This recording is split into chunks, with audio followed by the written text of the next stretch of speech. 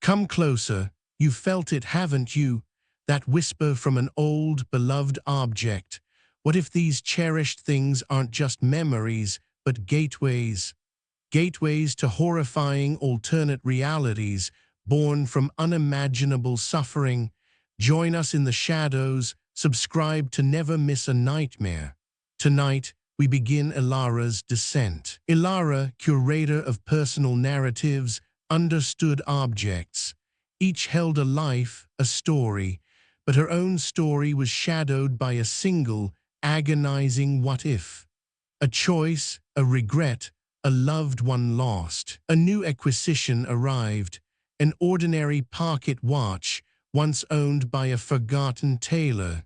Yet, Elara felt an unusual, cold resonance from it, a shiver that wasn't from the draft. While cataloging, a fleeting sensory distortion hit her. The museum's air grew heavy, the scent of old leather turned acrid. A faint, unfamiliar scream echoed, then vanished. She dismissed it as fatigue, a trick of a tired mind. But the pocket watch, now back in its case, seemed to hum with an unsettling, low energy, a vibration she could almost feel. Later, reviewing old photographs of the tailor, Elara saw a brief, jarring flicker.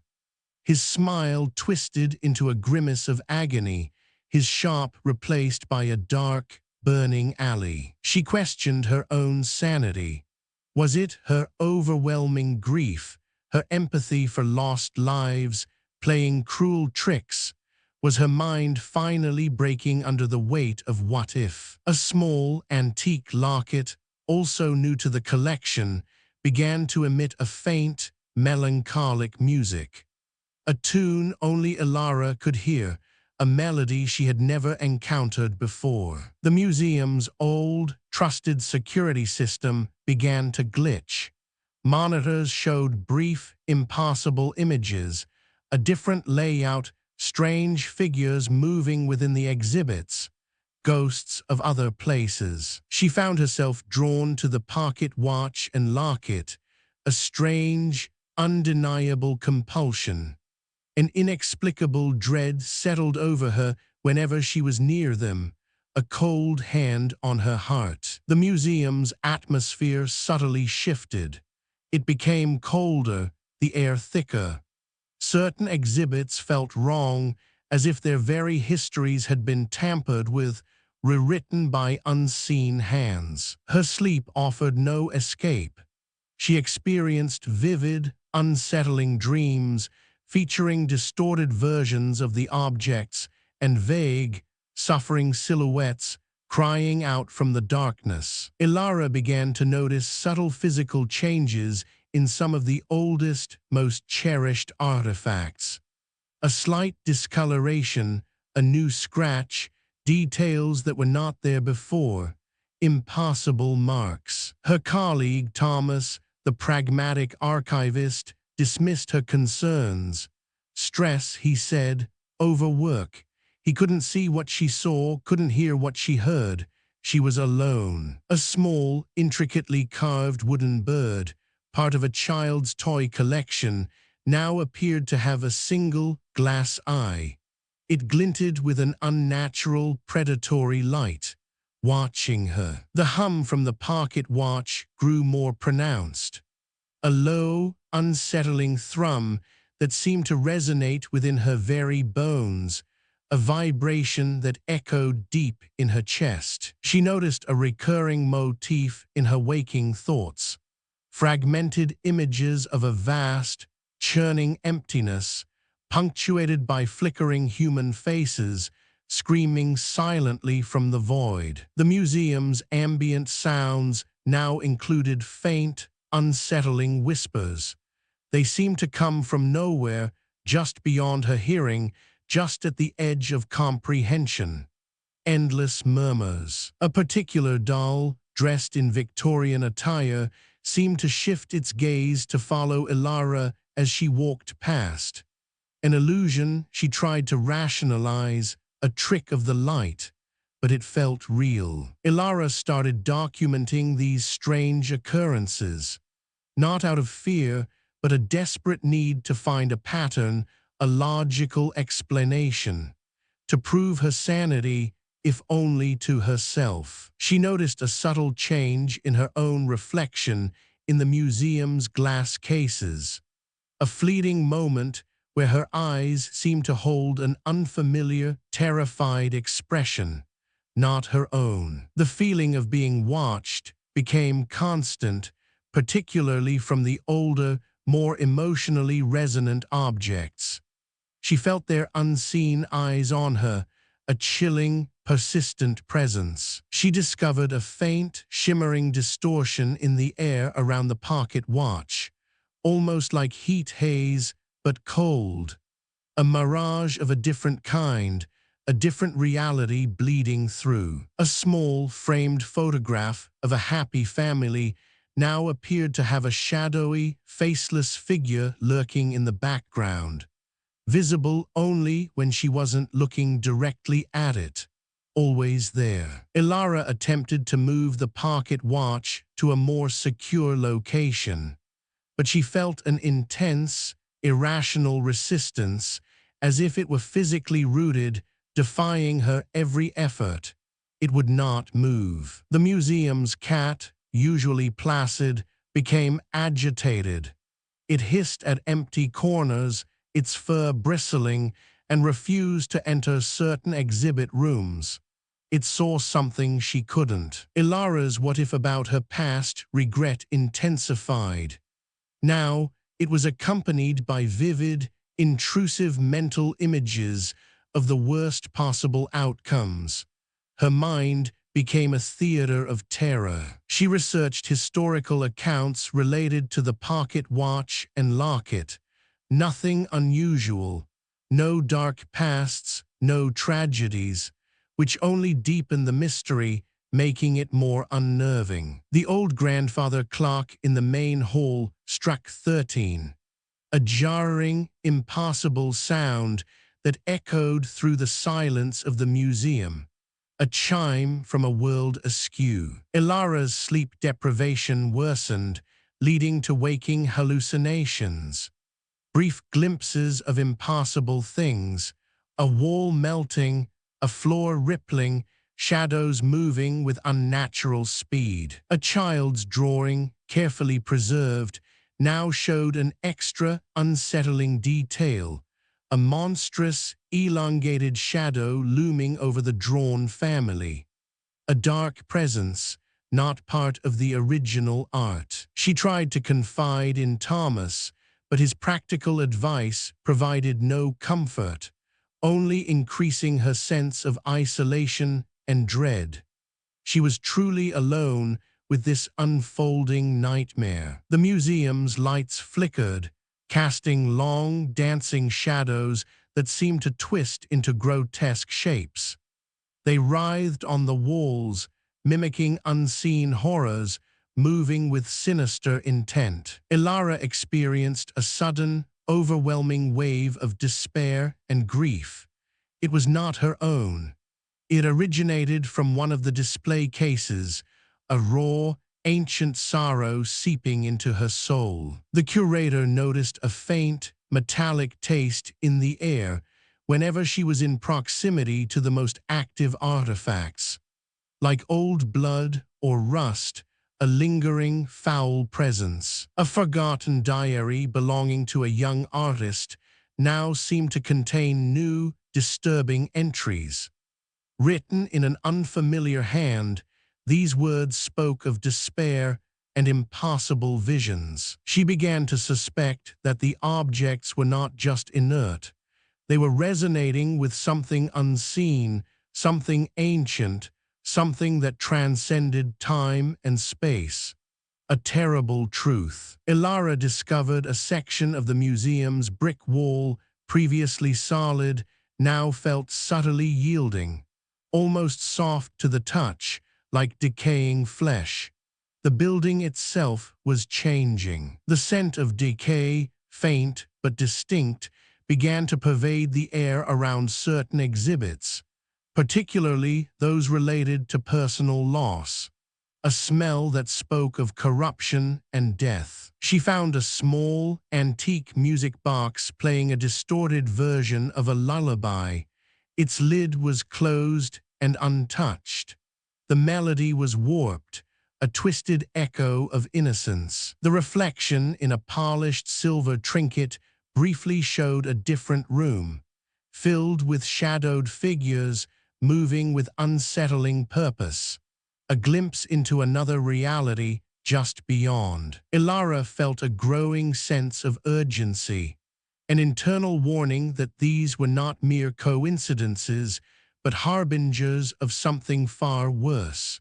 A storm was gathering, and she was at its center. The curator attempted to remove the pocket watch again, but her hand passed through it as if it were a mirage, a terrifying trick of her perception. It was there, but not there. She noticed a thin, almost invisible shimmer radiating from the pocket watch, like heat rising from pavement, but cold.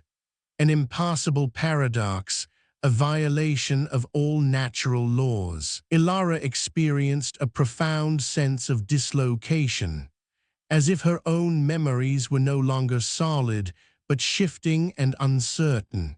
Her past, her very identity, felt fragile, permeable. The museum's ambient hum now included faint, distorted voices, whispering impossible outcomes, alternative histories, the what-ifs of countless lives, now given horrifying voice. She found a small, antique magnifying glass left on a display case. It was focusing on a specific item, an object she had no memory of placing there. A disturbing, deliberate act. Elara realized with dawning horror that the changes were not just external. Her own past, her what-if, felt increasingly permeable. Her regret was no longer just a memory, but a vulnerability. The museum's walls seemed to breathe. A low, guttural thrumming now vibrated through the floor. The air grew heavy with unseen presences, pressing in from all sides, suffocating her. The chapter ends with Elara staring at her reflection in the glass of an exhibit, only to see her own face briefly replaced by a screaming, distorted visage from an unknown reality. A face of pure, unimaginable horror. The screaming face in the glass, a reflection of pure horror, had shattered Elara's last grasp on sanity. Sleep offered no escape, only twisted dreams where museum objects watched her with malevolent eyes. The museum, once her sanctuary, now felt actively hostile. Every relic, every display seemed to observe her. A pervasive dread clung to the air, making each breath heavy and cold. The Chronicle Echoes began to manifest more directly. Brief, horrifying glimpses of alternate timelines flickered at the edge of her vision, like static on a dying screen. Each one a tiny, sharp stab of terror. A child's porcelain doll, once charming, now bore cracks around its painted eyes that resembled weeping tears. Its smile stretched unnaturally, a silent rictus of silent agony. It was no longer just porcelain. She touched the tailor's pocket watch again, a cold compulsion guiding her hand. For a terrifying second, she was plunged into a different reality. A desolate cityscape, the tailor staring with dead eyes, his shop reduced to ash. The vision receded, leaving her gasping, clutching at the empty air. The museum's reality felt thin, fragile, like a sheet of ice ready to crack beneath her feet.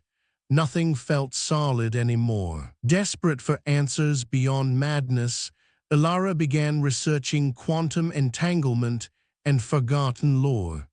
She searched for any explanation, any forgotten text that might shed light on her torment. Thomas, noticing her increasing paranoia, suggested a leave of absence.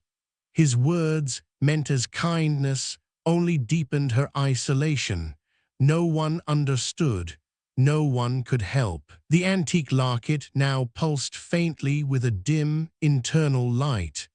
The melancholic music from it was louder, more insistent, a dirge for a life unlived, a song of profound, endless sorrow. She discovered old, forgotten blueprints of the museum, but they subtly contradicted the current layout in impossible ways. Rooms were missing, walls in different places. The building itself was a lie. Whenever she interacted with a conduit relic, her own what-if regret surfaced with overwhelming force.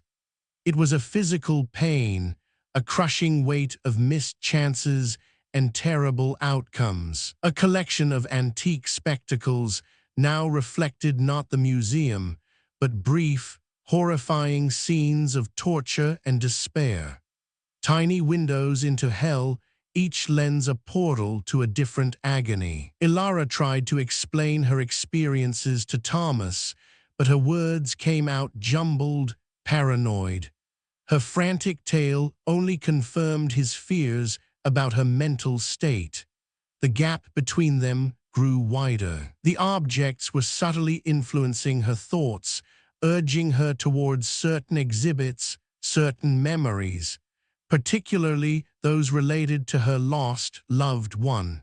They were guiding her, manipulating her. A vintage camera, once belonging to a war correspondent, began to emit flashes of light.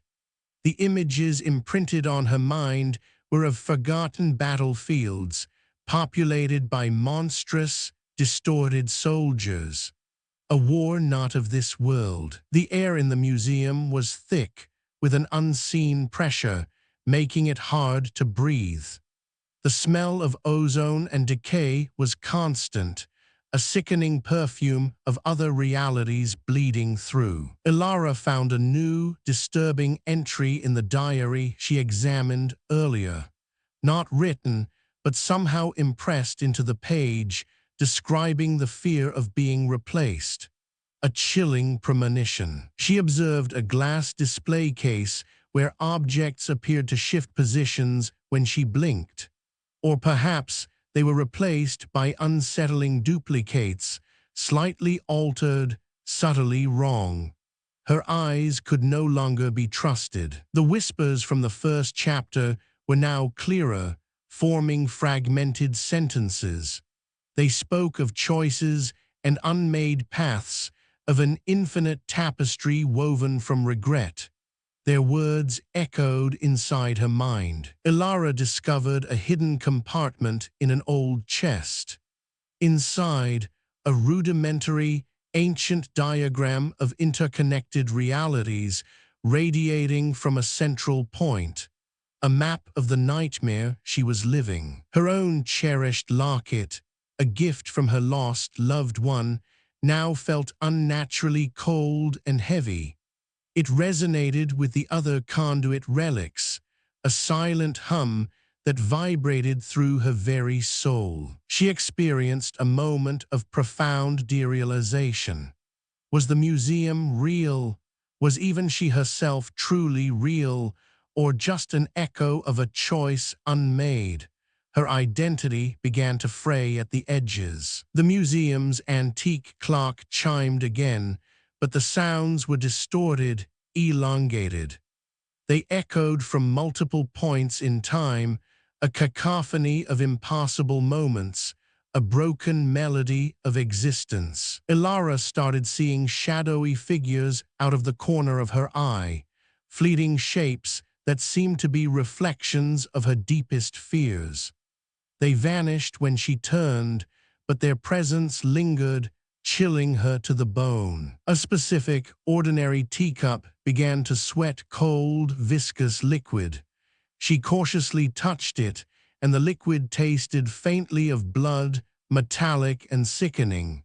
A simple object, now a source of dread. She realized the Chronicle Echoes were not just showing alternate realities.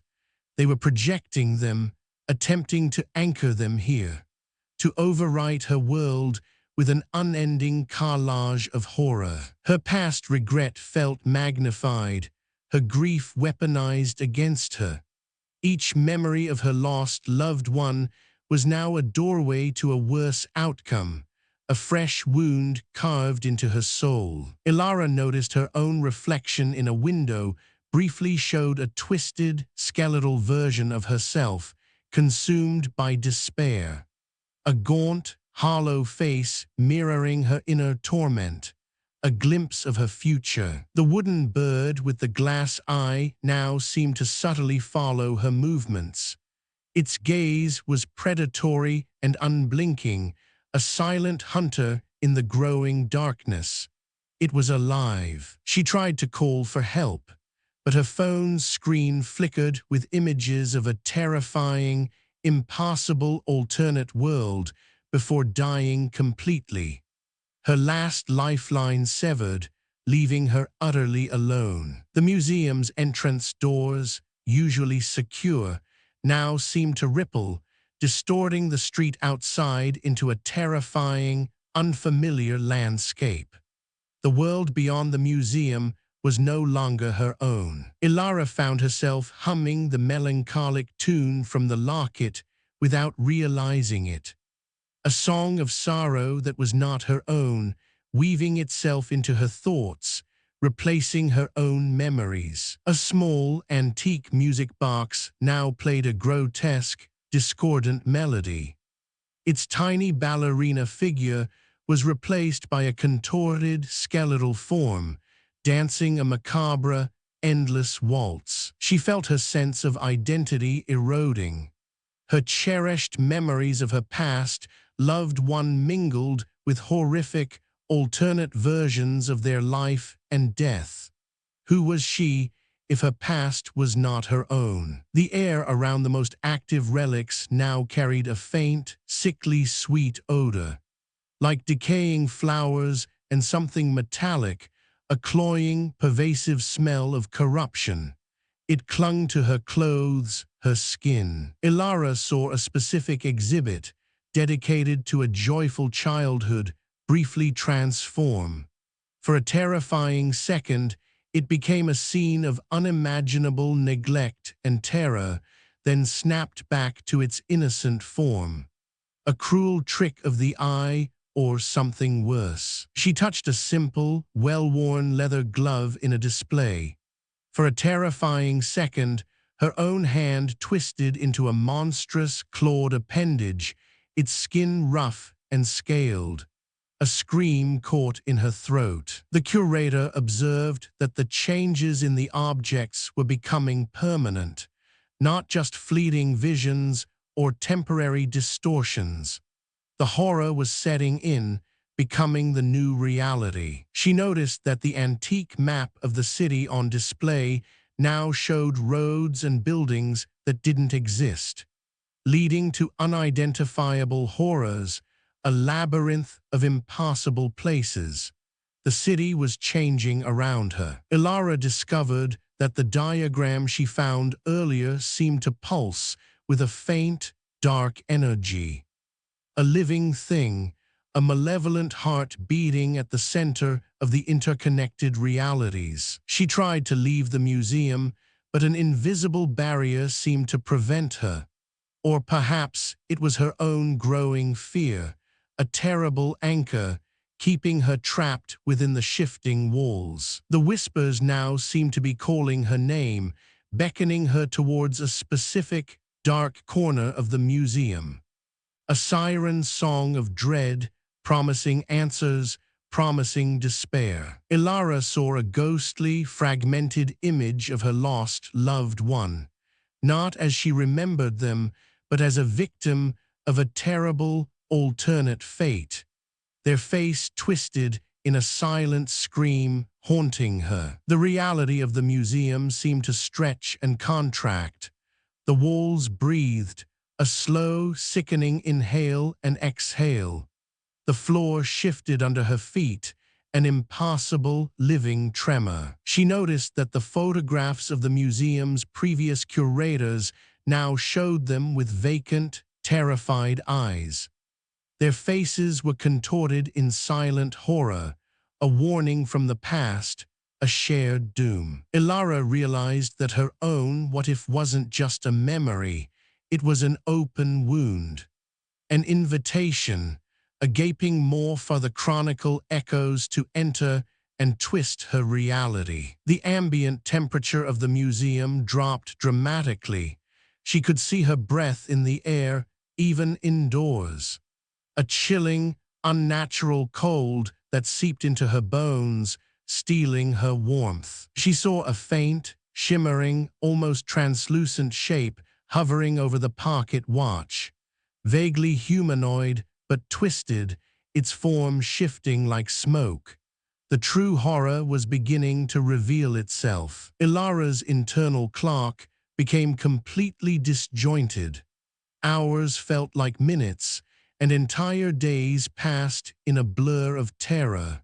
Time itself was breaking down, becoming another casualty of the echoes. She found herself speaking aloud to the objects, begging them to stop, to leave her alone, her voice cracking with fear.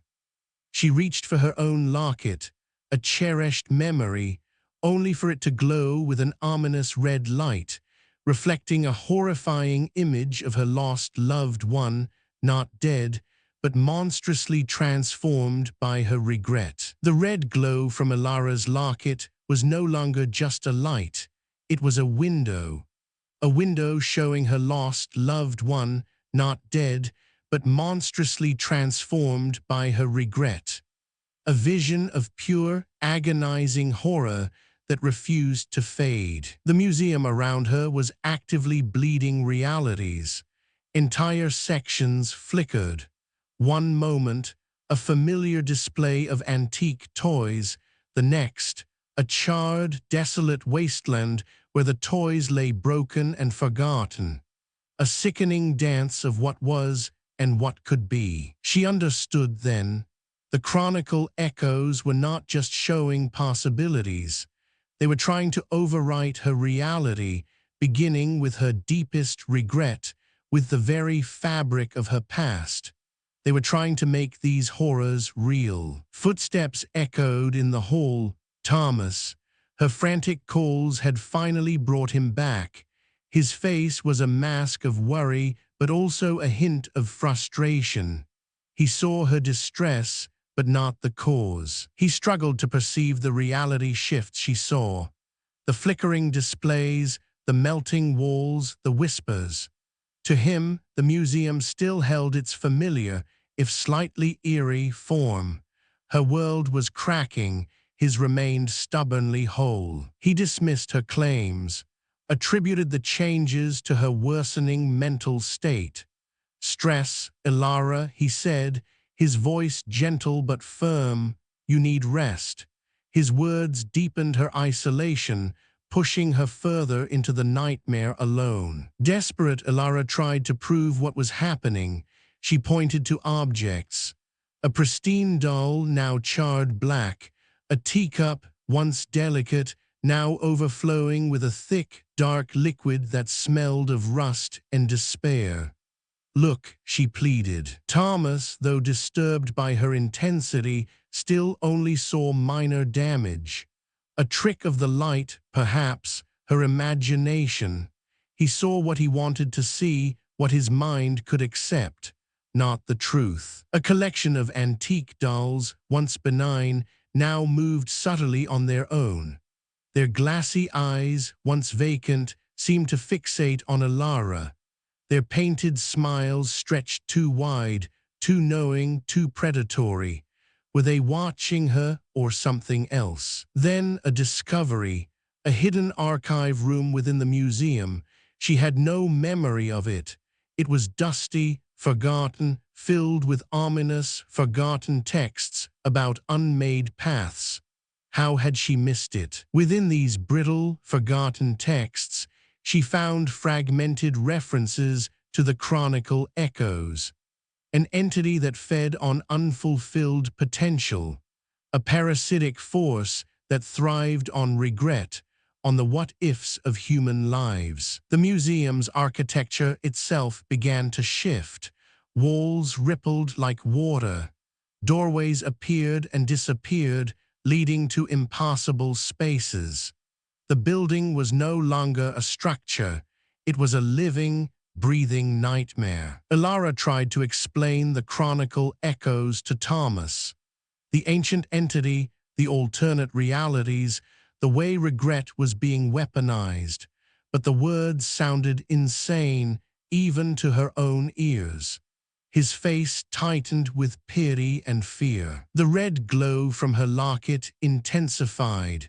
It pulsed with a malevolent heartbeat, a growing, insidious pull towards a horrific what-if scenario. Her own personal nightmare beckoning her closer. She realized her own emotional connection to the objects, her deep empathy for lost lives, made her a prime conduit for the echoes. Her greatest strength had become her greatest weakness, an open door for the horror. The Chronicle Echoes began to project not just visions, but fleeting, tangible manifestations of horrifying alternate beings. Shapes in the periphery, almost solid, almost real. The line between illusion and reality was gone. A shadowy figure, almost human but impossibly tall and gaunt, flickered into existence in the periphery. It observed them, a silent, terrifying sentinel from another dimension, watching their descent into madness. Then Thomas saw it, a clear, undeniable distortion. A section of a wall briefly melted and reformed, revealing a glimpse of a desolate, alien landscape. Not a trick of light, not imagination. Raw, impossible horror. His disbelief shattered, replaced by raw terror, the kind of fear that seizes your gut and squeezes. He gasped, a sound choked with a horror he couldn't comprehend. He finally saw, but he was quickly overwhelmed by the absurdity of it. His mind struggled to grasp what his eyes had seen. How could this be real? How could a wall melt? His world was breaking, and he couldn't put it back together. The museum's air grew heavy, oppressive. It was filled with the collective psychic static of infinite, terrible choices. A hum that wasn't sound, but the weight of every what-if made manifest. It pressed down on them, suffocating. Elara's own memories became indistinguishable from the echoes. Her past, her cherished moments, blurred with horrors that never happened in her timeline. Was that truly her memory, or a terrifying projection? The shadows in the museum deepened, twisting into grotesque forms that seemed to writhe with their own malevolent life. They stretched and clawed at the edges of their vision, no longer just shadows, but hungry things. The antique music box now played a continuous, discordant loop. Its ballerina figurine, once graceful, was slowly transforming into a skeletal dancer, its delicate form twisting into a macabre parody of life. A dance of death. Thomas, disoriented and terrified, tried to find an exit. He stumbled through familiar halls, desperate for a way out. But the museum had other plans for them. Every door he tried led to familiar rooms, but with slight, horrifying alterations. A cracked window here, a bloodstain there. The museum was a prison, and its walls were shifting, trapping them deeper inside. Elara's locket pulsed with her own heartbeat. It synchronized with the growing chaos, a dark rhythm that pulled her closer to her personal nightmare. It was no longer just an object, it was part of her. She found herself compelled to organize new exhibits, not with care, but with a strange, morbid intent. showcasing the conduit relics in a way that amplified their power, their terrible reach. She was helping them. The whispers were now clear, insidious voices. They urged her to accept the truth of these other realities, to surrender to the echoes. They are all real, Elara, they hissed. Embrace your choices. Thomas witnessed it. An exhibit dedicated to a child's collection of toys briefly morphed into a scene of unspeakable domestic abuse. Then, with a sickening snap, it reverted. A cruel, fleeting glimpse into a different hell. He tried to physically pull Elara away from the conduit relics. "We have to go," he pleaded, but she resisted, her gaze fixed on the glowing objects. She felt a strange, undeniable connection to them now, a bond forged in fear. The objects began to hum in unison, a low, resonant thrum that vibrated through the floor and up into their bones. It was a song of infinite suffering, a chorus of despair, shaking the very foundations of the museum. Elara saw a direct, personal alternate reality, herself, not as a curator, but as a monstrous, grief-stricken recluse, driven mad by her regret, her choices, her what-if. A horrifying vision of her own potential future. The museum's ambient sounds were now a cacophony of distorted screams, wails, and the sickening sounds of impossible suffering. 1,000 hells, all echoing at once within the shifting walls. It was unbearable. Thomas realized he was trapped. The museum itself was acting as a prison, shifting and changing to prevent their escape. Every door, every corridor was a new dead end. They were caught. Elara pointed to a display of a simple, everyday wedding ring. Now, it radiated an unbearable wave of agony and loss. A lifetime of shattered dreams condensed into a single, innocent object. It was too much to bear. She realized the echoes were not just about showing possibilities. They were about experiencing them, living through them. They wanted them to feel every ounce of suffering, every terrible choice. A collection of antique mirrors now reflected not their current selves, but their alternate selves. Contorted by unimaginable suffering, their faces twisted into masks of pure horror, a chilling glimpse of what they could be. The diagram she found earlier, the map of nightmares, now glowed with a faint internal light. Its lines twisted and expanded, connecting more relics, more horrors.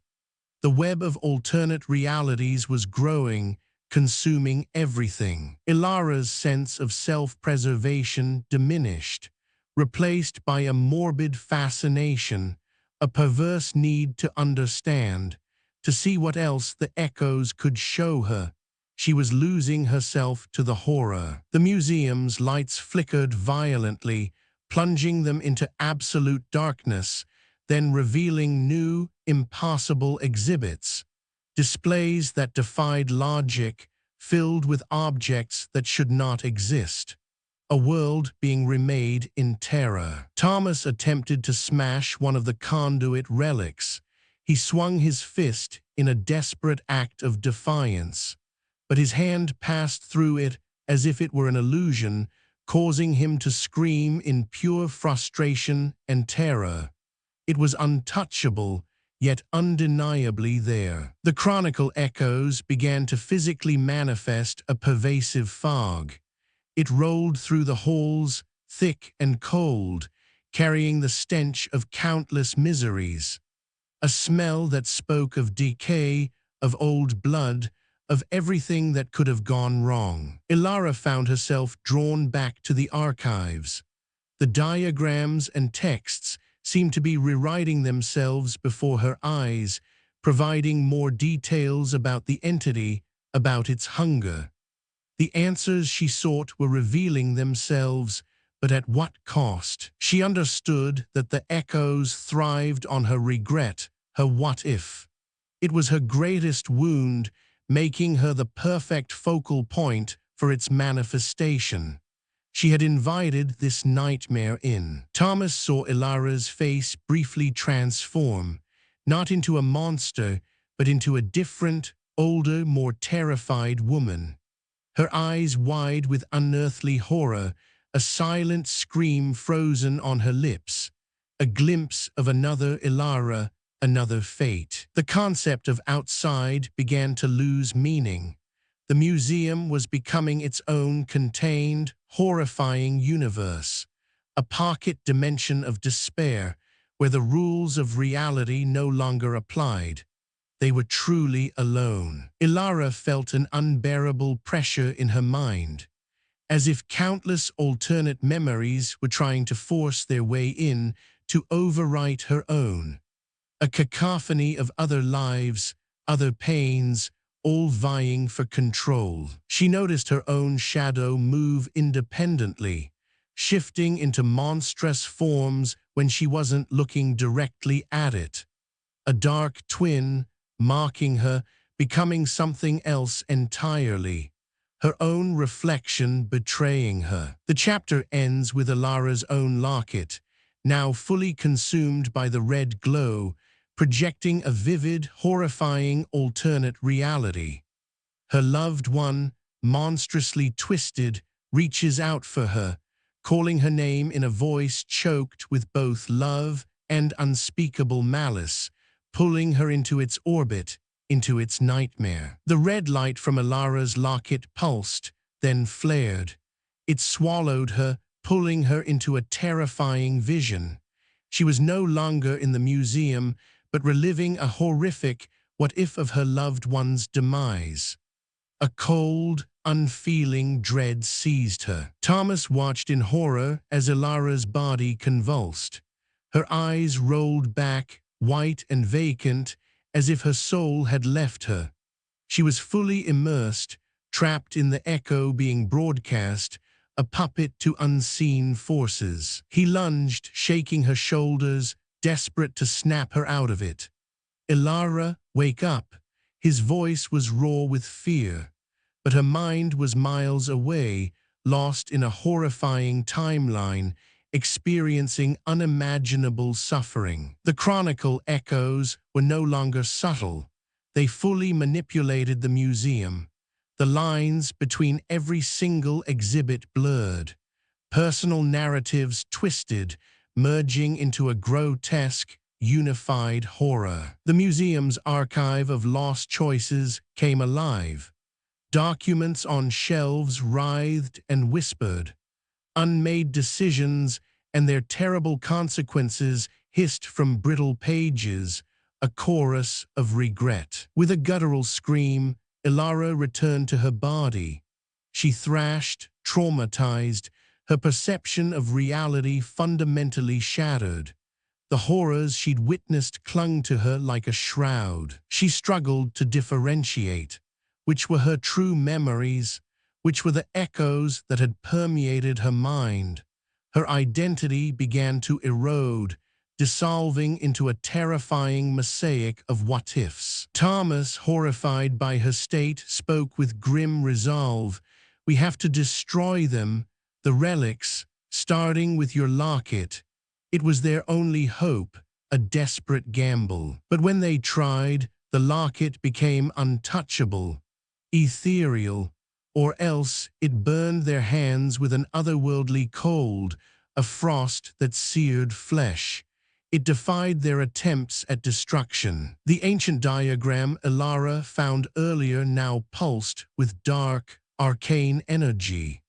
Its lines, once faint, glowed with a sinister light, connecting every object in the museum. Elara realized with a jolt of terror.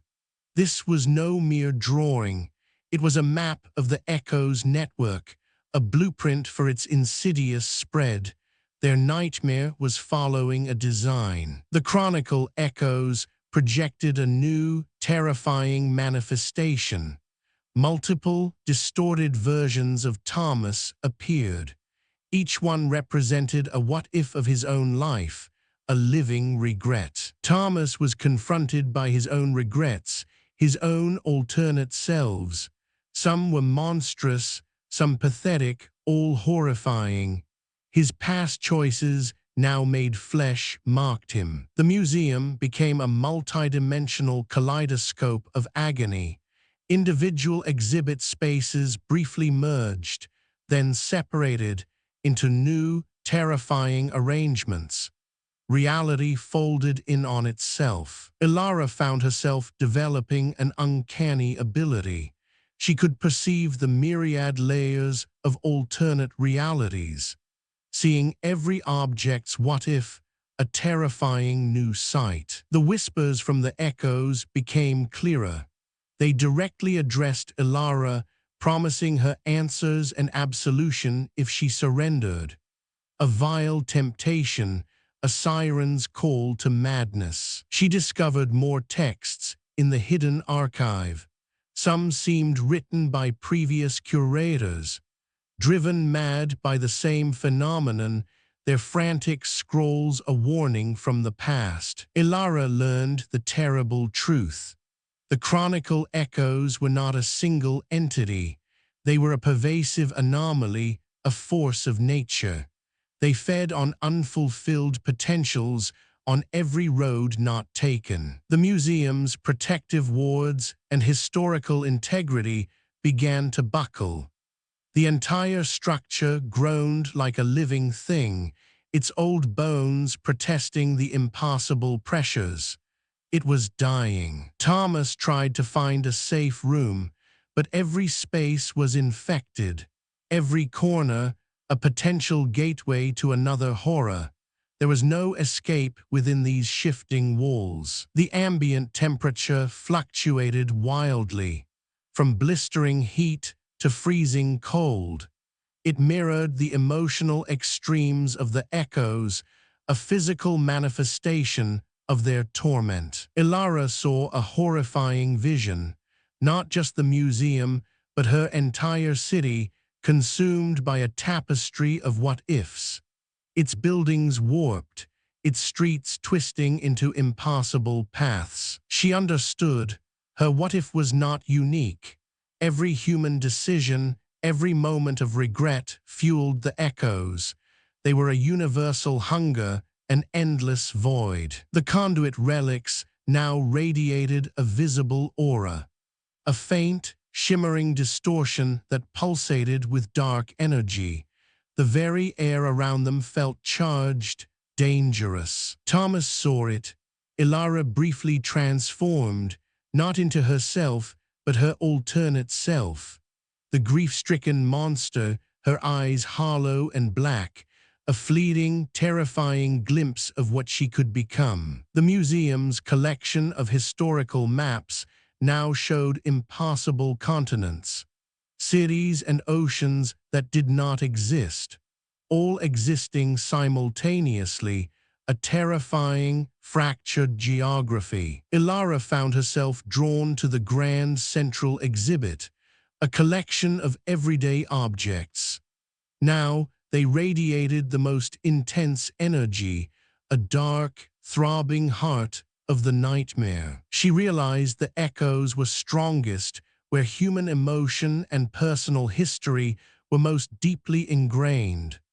The mundane became the monstrous, the familiar, the terrifying. Thomas grabbed a fire extinguisher. He aimed it at a particularly active relic, a child's shoe, in a desperate attempt. But the foam turned to writhing tendrils of shadow, reaching for him. The Chronicle Echoes began to directly manipulate their perceptions, creating illusions, twisting their thoughts. Reality itself became a cruel, shifting lie. Elara's voice changed, sometimes speaking in the voice of her lost, loved one, or one of the countless victims of the echoes. Her own voice was being stolen, replaced. The museum's grand staircase now seemed to light up into an infinite, shifting void.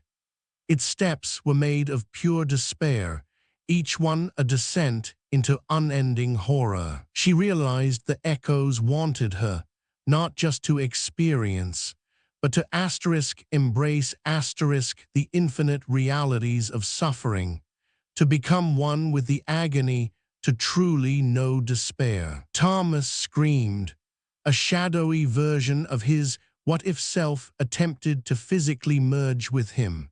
A terrifying struggle for his very soul, a battle for his own identity. The walls of the museum began to distort, displaying murals of agony and unfulfilled lives, shifting and changing before their eyes, a living, breathing testament to despair. Elara saw her own reflection shattered across 1,000 different parallel realities, each one a different what-if of her life, an infinite gallery of regret, all of them her. She found a hidden passage behind an exhibit.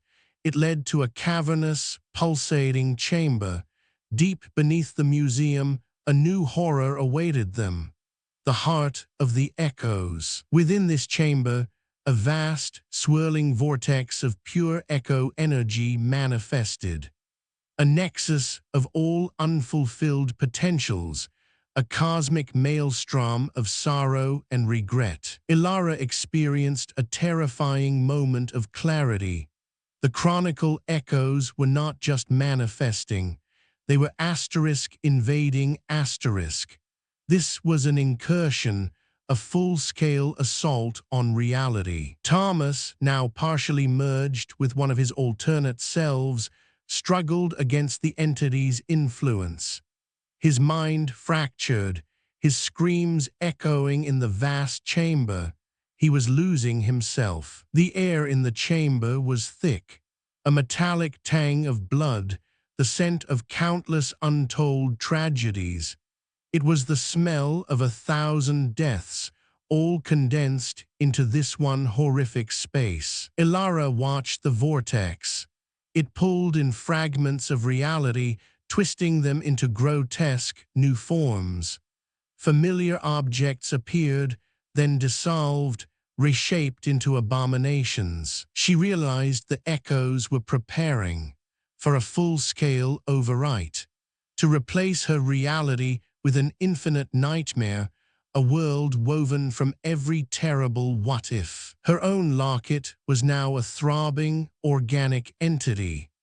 Radiating pure despair, its red light consumed the room, a malevolent sun at the heart of the chamber. Elara felt her consciousness stretching, pulled thin across countless alternate versions of her own regret.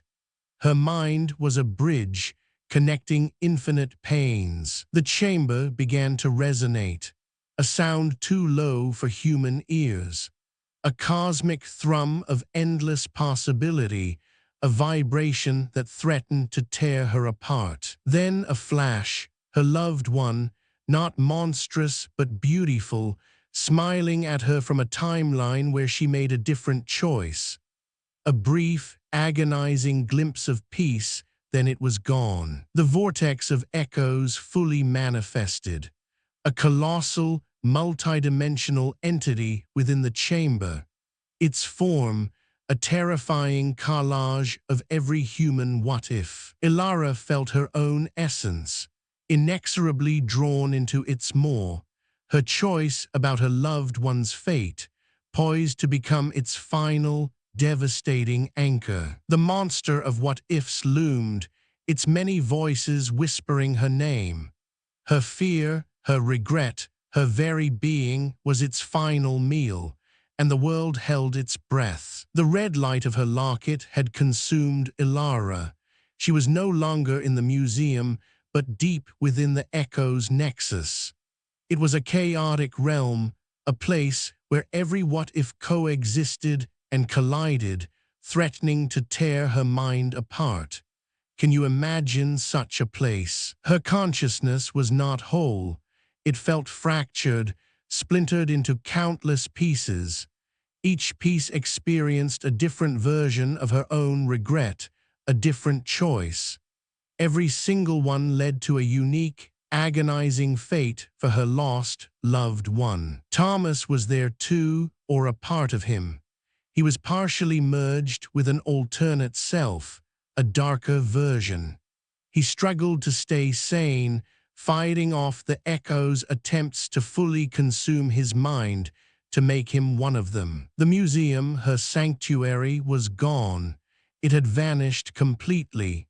In its place was an infinite, shifting landscape, a horrifying tapestry woven from countless human choices and their terrible consequences. Elara began to see the Chronicle Echoes for what they truly were. Not a single monster, but a pervasive, cosmic force, a living current of unfulfilled potential stretching across all existence. She realized the echoes fed on her deep despair, her desperate desire for absolution. They thrived on her need to prove that choices matter, twisting it into a meal for themselves. The conduit relics were no longer just objects. They were living extensions of the echoes. They manifested as grotesque, sentient forms, twitching and writhing in this impossible space. She found herself conversing with fragmented versions of her lost, loved one. Each fragment was from a different what-if, a different terrible path.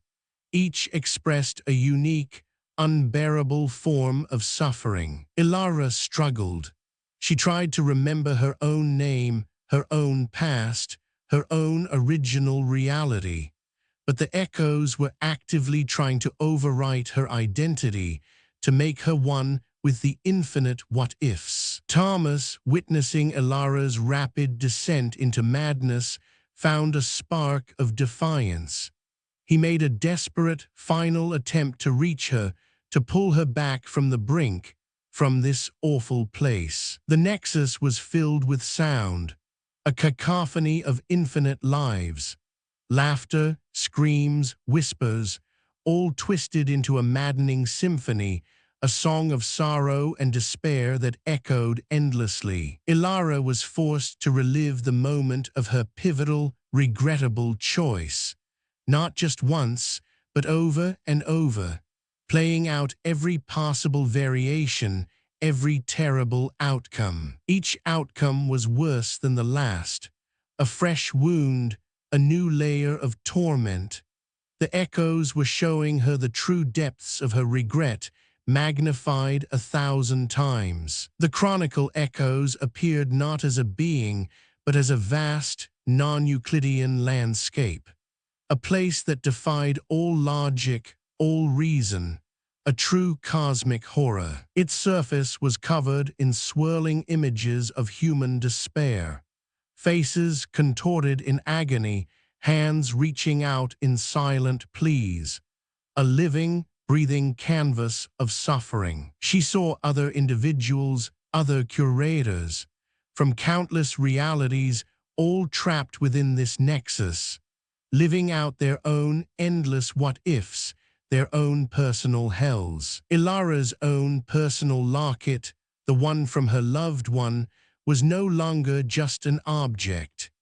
It had become a pulsing heart, radiating her deepest fears, her most profound regrets. Thomas was confronted by an alternate version of himself, a self who chose a path of pure selfishness. Now he was a monstrous, arrogant entity within the echoes, sneering at his true self. Here the concept of time lost all meaning. Past, present, and future were simultaneously experienced. A single, horrifying instant stretched into eternity. There was no beginning, no end. Elara realized the echoes didn't want to destroy reality. That was too simple. They wanted to replace it, to overwrite the familiar world with an unending, agonizing collage of what could have been. The fragments of her loved one, those suffering echoes, began to merge. Slowly, painfully, forming a single, terrifying, yet still recognizable, monstrous composite, a being of pure regret. She felt her own memories being absorbed by the nexus, pulled from her mind one by one, used as fuel for its expansion to create even more what-if scenarios, more suffering. Thomas, in a moment of desperate clarity, understood. Their only chance was to somehow break the central conduit relic, the one anchoring Elara's regret, the one pulling her deeper. The museum's archive of personal narratives now existed as a living, breathing entity within the nexus. Its stories screamed, a cacophony of lost lives and unfulfilled dreams. Elara's sense of self was now a fragile thread, barely holding together against the overwhelming force of the echoes. Any moment, she felt, it could snap, and she would be gone. She saw the collective what-ifs of all humanity, a cosmic ocean of unfulfilled potential stretching into infinite despair. Every choice, every regret, a drop in this vast, dark sea. The entity manifested its voice directly in Elara's mind. It was not one voice, but a chorus of billions, explaining its terrible purpose to embody all that could have been. Thomas struggled through the chaotic landscape, dodging manifestations of his own fears, his own regrets. He pushed on, trying desperately to reach Elara's locket. The ground beneath them shifted and writhed. It was not solid earth, but a living carpet, made of countless discarded memories and lost possibilities, always moving, always changing. Elara was shown a perfect reality, one where her choice led to happiness, to peace, but it was fleeting, tainted by the knowledge of infinite suffering, a cruel, momentary reprieve. She began to understand the true horror of absolute freedom, where every choice, every single decision spawned an infinite nightmare, a world without clear paths, only endless suffering. The conduit relics appeared as shimmering, spectral versions of the museum's collection, each one broadcasting a unique horror, a different what-if, a new layer of dread. Thomas was confronted by a manifestation of Elara's deep grief, a wailing, shadowy figure that tried to pull him into despair, to make him surrender to the overwhelming sorrow. The air was thick with the stench of existential decay, the odor of realities that never fully formed, of choices unmade, of hopes that died before they could breathe. A truly sickening smell. Elara felt her physical body dissolving, her essence becoming pure consciousness, unbound by mortal form, yet still trapped, a ghost in a nightmare, unable to escape. She saw the Chronicle Echoes as a vast, sentient ocean, its waves made of shattered memories and unmade choices, a cosmic sea of potential, forever churning, forever hungry. The manifestation of her loved one, now a horrifying, multifaceted being, pleaded with her. In 1,000 voices, from 1,000 what-ifs, it begged her to surrender, to join it. Thomas, despite his own terror, reached Elara. He grabbed her hand, trying to re-establish a link to her original reality, to her true self. A desperate act of love and defiance. The Nexus attempted to sever their connection.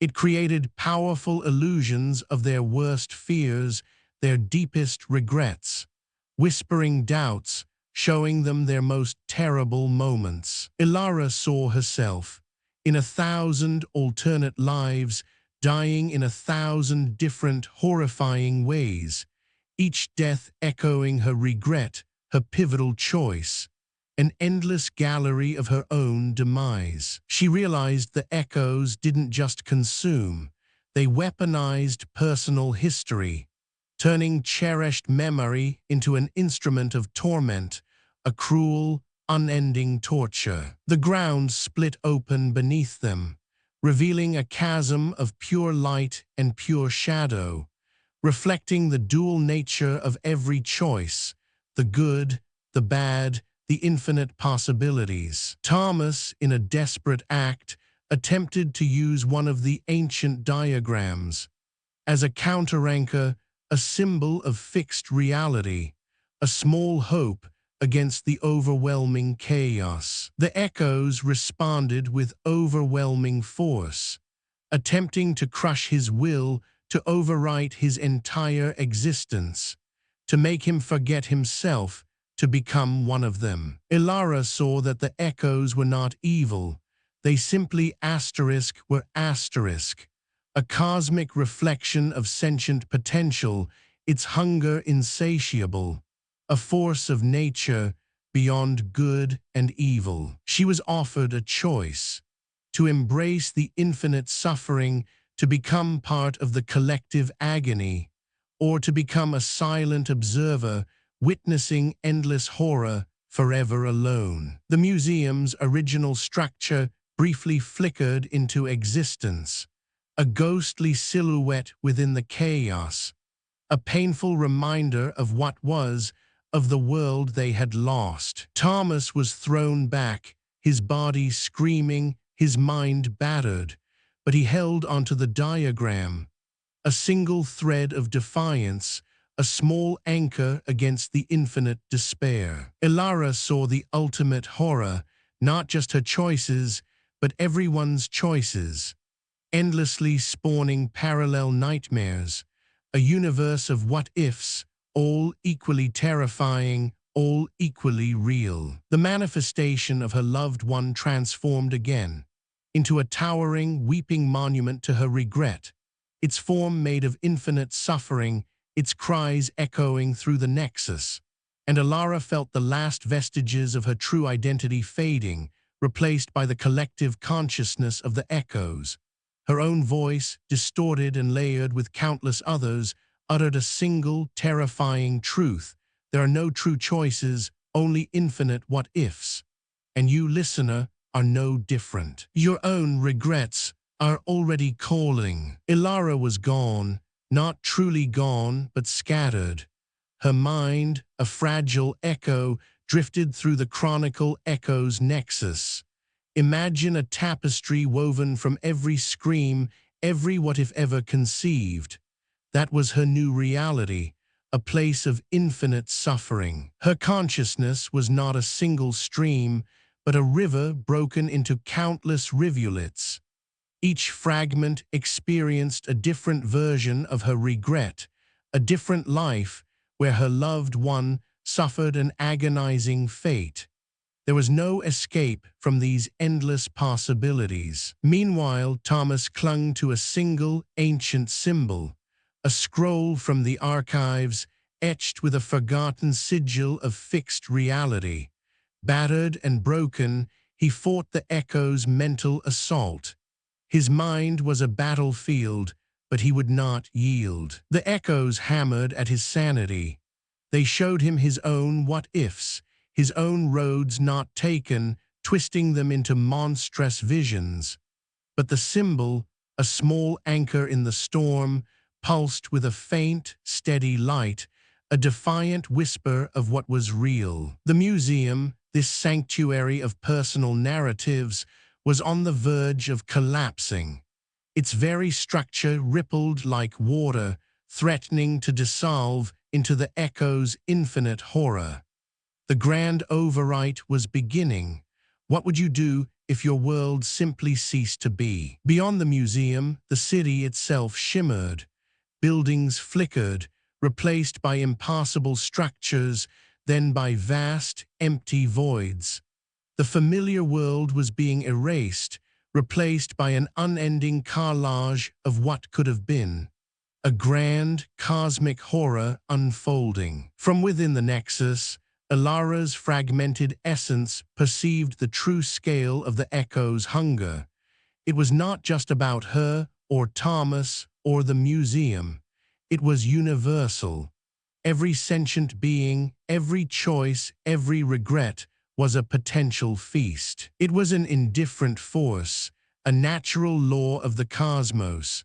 Not evil, but a cosmic potential feeding on the unfulfilled, on the roads not taken. A terrifying, cold truth that chilled her very essence. The conduit relics were no longer small objects. They had grown, twisted into colossal, living monuments of agony. Their forms shifted, reflecting the worst outcomes of humanity's history. Each one a towering testament to despair. A child's toy, now a grotesque, towering form, wept viscous black tears. A wedding ring, now a pulsating golden orb, radiated waves of pure, crushing loss. The mundane had truly become the monstrous. Thomas, still clutching his ancient scroll, felt a fleeting insight, a desperate whisper from a resisting fragment of Elara's mind. A single, crucial piece of information cut through the noise. The echoes had a central anchor point. An anchor, a focal point for this grand overwrite. What could it be? What object held such power, such a deep connection to the unfolding horror? He scanned the impossible landscape, his heart pounding. Then he saw it, Elara's locket, the small antique locket, a gift from her lost loved one, now colossal. It pulsed with a malevolent red light, a throbbing heart at the center of the nightmare. Her greatest regret, now the primary conduit. The locket, once a symbol of love and memory, had become a monstrosity, a living monument to her what-if, its red glow consuming the very air. It was the focal point, the eye of the storm, the key to everything. From within the nexus, Elara had a terrifying, final moment of clarity. The echoes were not evil. They were an indifferent, natural force of cosmic potential, a mirror reflecting all that could be. A truth far more chilling than any monster. Her struggle was not to defeat it. You cannot defeat a force of nature. It was to sever her personal anchor, to somehow break her connection, to spare her loved one from eternal torment within this cosmic tapestry of suffering. It was her final, desperate purpose. Then the manifestation of her loved one appeared. A colossal, weeping entity of pure regret. It loomed over them both, its form flickering through countless horrific deaths, a living montage of every what-if gone wrong. A heart-wrenching, monstrous sight. Its cries were not sound, but pure emotion tearing through their very souls. A symphony of sorrow, a chorus of despair. Every possible death, every moment of loss, amplified and made manifest. How much grief can one heart bear? Thomas knew what he had to do, a desperate, suicidal act. He had to physically destroy Elara's locket, the central anchor, his only hope to disrupt the overwrite, to save what little reality remained. He gripped a heavy, metallic pipe, a piece of ancient museum scaffolding. It felt impossibly light, yet impossibly heavy. His hands trembled, but his resolve was iron. This was their last chance, his last act of defiance. The Chronicle Echoes retaliated with unimaginable force. They projected every possible, agonizing death for Thomas. 1,000 ways to die, all at once, all real. They tried to break him, to shatter his will. He saw himself drowning, burning, falling from impossible heights. His body screamed, his mind reeled. But he held onto the image of Elara, of the museum. He would not break. Not now, not ever. Elara, using the last vestiges of her will, sent a desperate mental message to Thomas. A pure, undeniable thought, guiding him, empowering him with a moment of true clarity, a path through the storm. Her voice was not a sound but a feeling, a surge of strength, a map in his mind. The locket, Thomas, you must. It was her final, desperate plea, a lifeline thrown across the void. Then she showed him a glimpse, a vision of her loved one, not monstrous, not weeping, but at peace, in the true, original timeline, a brief, agonizing vision of absolution, of a life untainted by regret. It was a tiny flicker of hope, a fragile beacon in the infinite despair. Her loved one truly at rest. It was enough. It was everything. It fueled Thomas with a primal, unstoppable force. Fueled by this glimpse of hope and Elara's fading guidance, Thomas lunged towards the throbbing, monstrous locket, towards the heart of the nightmare. This was it, the final stand. He didn't know if it would work. He didn't know if he would survive, but he knew he had to try, for Elara, for what was left of their world, for the fragile hope of peace. The echoes reacted, with furious, desperate energy, physical manifestations of Thomas's deepest fears and regrets ripped from the chaotic air. They lunged at him, trying to stop him, to tear him apart. His alternate selves, the monstrous versions of his own choices, clawed at him, whispering doubts, reliving every regret. But he ignored them. His focus was singular, the locket. And Elara, from within the nexus, she made the ultimate sacrifice. The last fragment of her individuality, her fading consciousness, spread out, shielding Thomas, a final, desperate act of love, her last breath, her last thought for him. The nexus roared, a cosmic scream of fury and loss. Its primary anchor, its deepest connection to this reality, was threatened. The very fabric of infinite possibilities shrieked in protest. Thomas, with a final, primal scream of defiance, brought the heavy pipe down.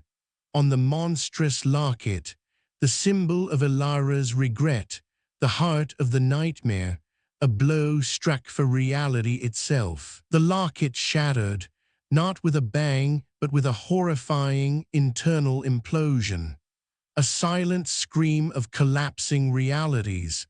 The red light flickered, then imploded, pulling in the surrounding chaos. The colossal manifestation of Elara's loved one, the weeping entity of pure regret. It flickered. Then, with a final, silent sigh, it collapsed into nothingness. Its suffering, finally, mercifully, ended. The Chronicle Echoes nexus recoiled, momentarily wounded. Its hold on their reality weakened, not broken, not defeated, but for a precious, terrifying moment, it was pushed back. A victory, but a fragile one. The infinite landscape of alternate realities shimmered, retracted, and the museum's original structure briefly reappeared, ghostly and translucent, but recognizable. A painful, beautiful ghost of what was. Thomas, disoriented and physically broken, found himself back in the echoing, familiar main hall of the museum, but it was changed, irrevocably, like a wound that would never fully heal. The museum was not fully restored. It was a ghost of itself, scarred by the invasion. Its walls wept with faint, shimmering light, its exhibits muted, silent. A monument to a battle almost lost. He looked for Elara, but she was gone, absorbed completely by the Chronicle Echoes. Her sacrifice, a silent, terrible testament, a price paid in full for a moment of fragile peace. The remaining conduit relics were now inert, their power gone, their malevolence silenced, but their scars remained. grim reminders of the horrors they once contained, of the realities they almost brought forth. Thomas realized Elara had succeeded. She saved her loved one from eternal torment within the echoes, but at the ultimate cost, her own existence, a selfless act born of deepest regret. The air was still heavy with the scent of unfulfilled potential. A faint hum of what-ifs still resonated in the silence, a lingering echo of the cosmic horror that had almost consumed them all. He found one of Elara's last hurried notes, scrawled on a torn page from the archives. It explained, "The echoes cannot be destroyed, only temporarily repelled or outsmarted." A chilling truth. The note warned that the echoes now had a new understanding, a new blueprint for invasion. They had learned from this encounter, learned about human fear, about regret, about how to twist it. Thomas looked at his own reflection. In a broken display case, he saw his own face, but also faintly, terrifyingly, the outline of his alternate self. A ghostly twin waiting in the periphery, a constant reminder. He understood the horror of fixed reality, the fragile comfort of the known, the terrifying choice between overwhelming despair and the tenuous peace of this scarred world. What would you choose? The museum, it was a monument now, not just to lost narratives, but to the devastating power of regret and the cosmic horror of potential. A silent, grand tomb to what could have been. Thomas realized he was now the curator, inheriting Elara's burden, forever haunted by the echoes lurking just beyond perception. He walked through the silent, wounded museum, feeling the vast, unseen entity watching him, learning from his own choices. He looked out into the seemingly normal world beyond the museum's open door. A faint shimmer distorted the horizon, as if countless, unseen realities were pressing in, waiting. And he heard a whisper in his own voice, not his, but a terrifying echo from an alternate self. You think your choices matter? They only decide which hell you end up in. And soon, listener, you will join us in the infinite tapestry of unmade lives.